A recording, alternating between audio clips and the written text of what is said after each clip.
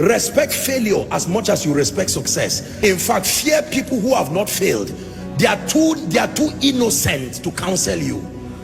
There is a requisite level of failure you must carry as a badge to balance your understanding in counseling people. Believe me, anybody who comes to you with 100 over 100 is still a child in the school of success. There is a requisite scar that gives you a balanced perspective.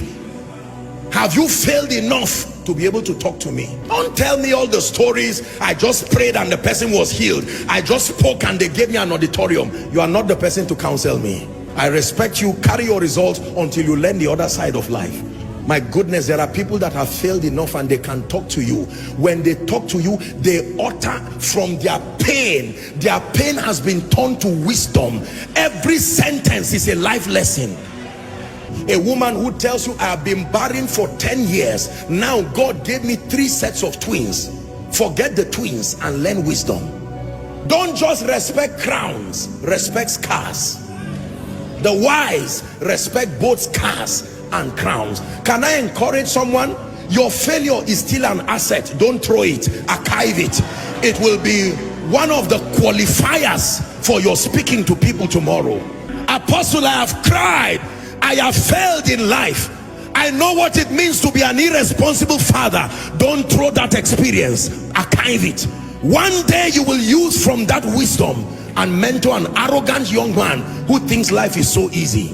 Most times when we are starting out in life, because of the leverage of prayer, the prophetic, or generally life just playing games with you, you can believe life is so easy and you are wondering, so why are people crying like this?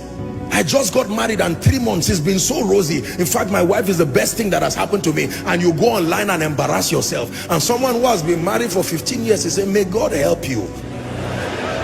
After 2 years, you just turn and start saying life is unpredictable. All these unwise things that people do.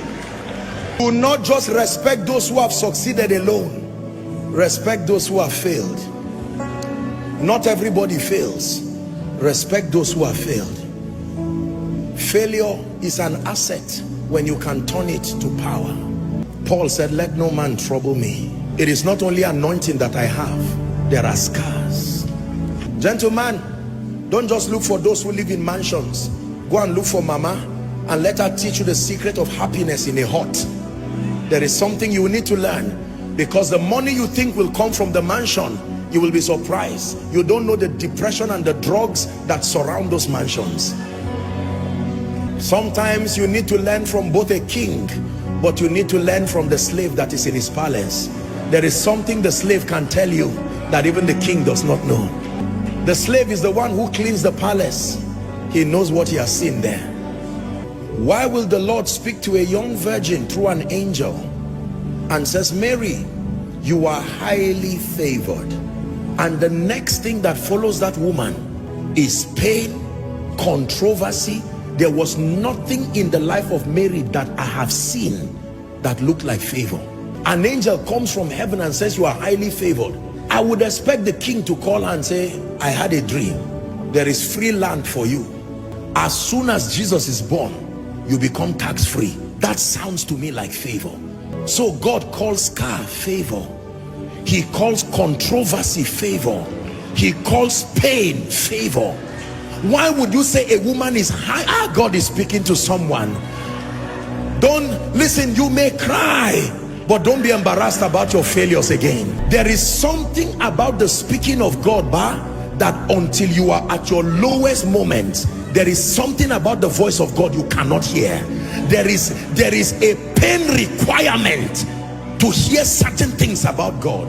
Tonight's message is very deep. For some of you, you really will not understand it this night. You are too innocent. You have been shielded by the sacrifices of others. You may not really understand this. There is a pain requirement that brings out the clarity and the purity of the voice of God. There is a way a man of God fails and fails and fails in ministry, that he goes back and he says, Lord, teach me. When he writes a book about the leadership of the Spirit, read it. That pain has purified any flesh and the need to make a name. It's gone. That is the reason why when people go through things and they come out of it, they usually come out with an anointing. Barren for 16 years, laughed at by people.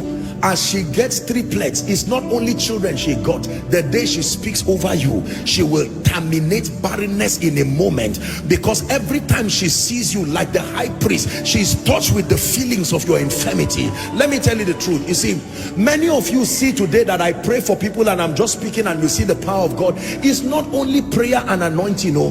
There is a pain requirement that has reached down to the bowels of power and has drawn genuine, authentic spiritual power.